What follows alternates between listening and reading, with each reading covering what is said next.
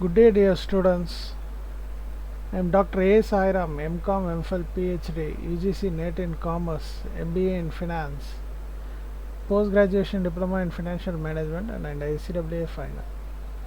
Welcome to my channel, Professor Guru Kalvi. This channel will help you to find videos relating to all commerce subjects. So now we will be looking at today's video, where we will be concentrating on corporate accounting 2, a semester 4 paper for UG course BCom. Come, let's look at the topics that we are to discuss in future videos. Topics: amalgamation, internal and external reconstruction. So as we all know, amalgamation is nothing but a kind of a merger or kind of joining of two companies together to create a new entity. So this amalgamation are of different types: amalgamation by the way of merger, amalgamation by way of purchase, so it is so on.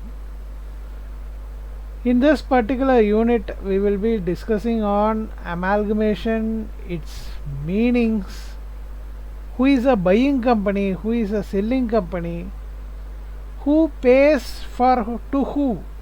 So purchase consideration flows from the buyer to the seller, is it not? So we have various methods in calculation of this purchase consideration, where we have net asset method and we have lump sum method, so and so forth. So where we will be looking at lump sum method, net asset method, then we have net payment method, then we have intrinsic value method. So these are various methods on which purchase considerations is calculated. It will be a very interesting topic, dear students. One important aspect of this particular unit is that we need to read the question properly to understand what kind of purchase consideration it is. So understanding the question is the most important aspect of this particular unit. Then we will be looking at types of methods of accounting for amalgamation, the pooling of interest method, then we have purchase method, where intercompany holdings are excluded as far as this particular syllabus is concerned. Dear students, this particular unit is very important. In a sense, we will be having question in all three sections, part A, part B and part C in examination. In this particular unit, we will be looking at some basic theories, and we will be concentrating more on problems relating to amalgamation, various types of amalgamation and various methods of calculating purchase consideration. And we will be looking at internal and external reconstruction. In internal reconstruction, we have conversion of stocks, increase and decrease of capital, reserve liability, accounting treatment of external reconstruction. So we will try to understand what is internal reconstruction and what is external reconstruction, and what is the basic difference between amalgamation and internal and external reconstruction. It is so vast to understand this particular topic, where a thin line of difference is between an amalgamation and an external reconstruction. The understanding of the topic is so essential to ensure that we properly read the question and we execute the problem in exams. So dear students, do concentrate on unit number 1, where we are sure to get questions in all sections of the question paper from this particular unit. Unit number 2, we have accounting of banking companies. As far as accounting of banking companies is concerned, it is much easier to understand, where we have various schedules as far as P&L account is concerned. Then we have various schedules for balance sheet. So we will be looking at financial statement of banking companies as per new provisions.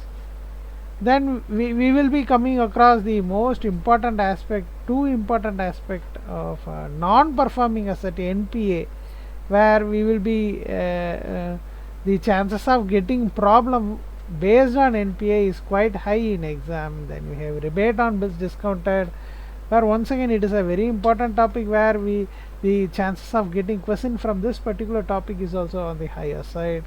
Then we have profit and loss account, balance sheet as per Banking Regulation Act 1949. So dear students, this accounting of banking company unit number 2 is very important.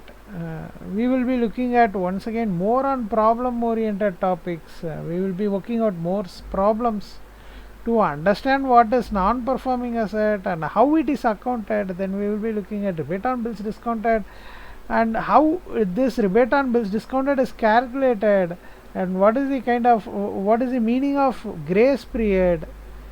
So these kind of things will be accommodated in this topic, and the most important aspect is that this is once again an important topic for examination, where we can expect almost in all three sections, part A, part B and part C of the question paper. So do concentrate on this particular topic, dear students. It is more interesting to understand the various schedules that are related to a P&L account and a balance sheet.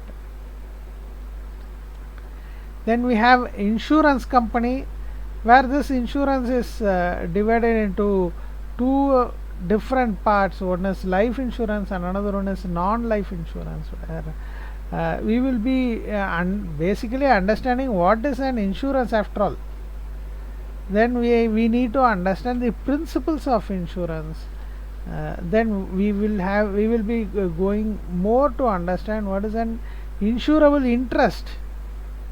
Then we will come across types of insurance that we were discussing, as I said earlier, life insurance. Then we have non-life insurance such as burglary insurance, dwell insurance, theft insurance, vehicle insurance. So these kind of insurance. Then we have a separate insurance called marine insurance. So these are various types of insurance which we will be discussing in detail in upcoming videos. Then we will be looking at the preparation of final accounts of insurance companies, especially life insurance companies, where we will be coming across a revenue account, preparation of determination of profit. So these kind of problems will be seen in upcoming videos as far as the final accounts of insurance companies are concerned. Then we have accounts of life insurance businesses that we discussed right now, and accounts of general insurance companies which are non-life insurance. This general insurance includes a vast section of insurance area, where it starts from vehicle insurance, it goes on to jewel insurance, travel insurance, educational insurance. So there are various products that are developed under this. All these products comes under the heading general insurance companies, and we will be looking at various methods in which these insurance company do maintain their books of accounts, and we will be trying to understand various schedules that are related to preparation of final accounts of these companies. So all these topics that we will be discussing in insurance is based on the new formats that is given by the Companies Act. So this is once again an important topic. Questions in part B is very much expected, and the same applies to part C, where we will be the high chances of getting revenue account problems in part C. So students, do concentrate well on this particular topic and try to understand what is in store for us in this topic. Then we have unit number 4, where we come across the consolidation of financial statement. This is where we talk about holding company, subsidiary company. Then we try to understand what is a parent company, what is a sister concern, then we try to understand intercompany holding.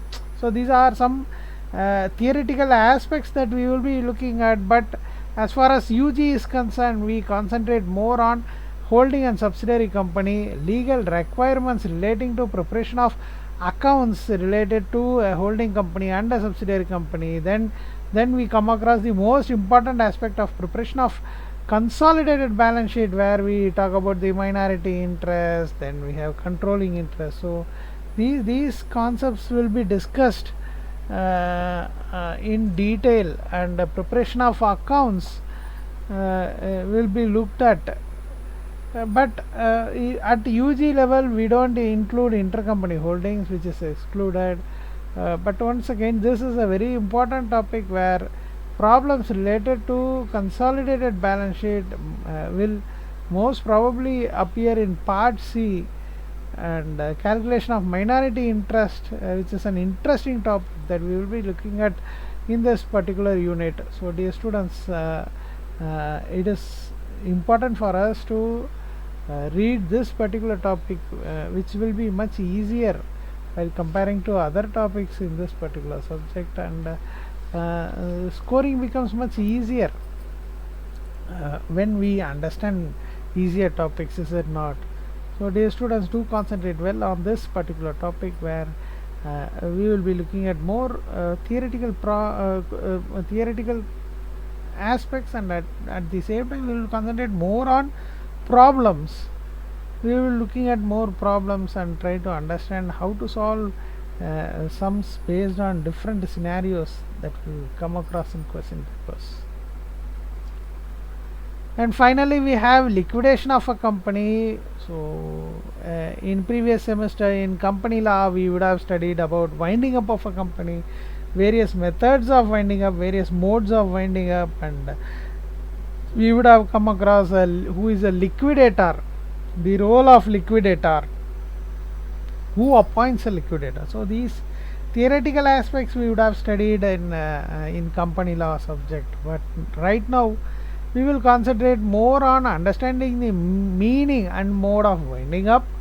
Then we concentrate more on preparation of statement of affairs and statement of deficiency or surplus, order of payment.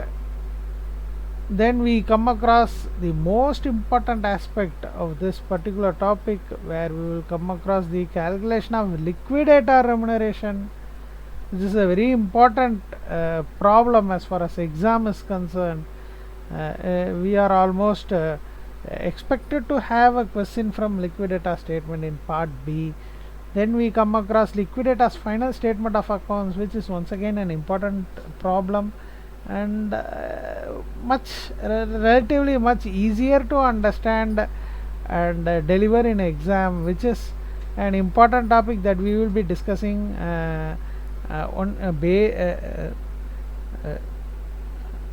concentrating towards the examination, where this question is much expected to come in part C. So dear students, this unit number 5, liquidation of a company, holds most importance in your whole 4th semester corporate accounting 2 subject. So do concentrate well on this particular topic. Try to understand, try to work out more number of problems from this topic, where we are almost expected to have 7 marks to 17 marks from this particular topic, minimum of 7 and maximum of 17 marks from this particular topic, where calculation of liquidator remuneration will be much easier while comparing to the other topics in this particular subject. Liquidator final statement of accounts will be much easier to understand. So dear students, to concentrate well on this topic, and make sure that we make facing the examination much easier than what it is. So with this, we come to the end of the topics that we will be discussing on upcoming videos relating to corporate accounting 2 for UG students. Thank you for this opportunity. With the grace and the presence of my Guru, more knowledge and more greatness in your life may come. Thank you. We will meet back in next video. Thank you.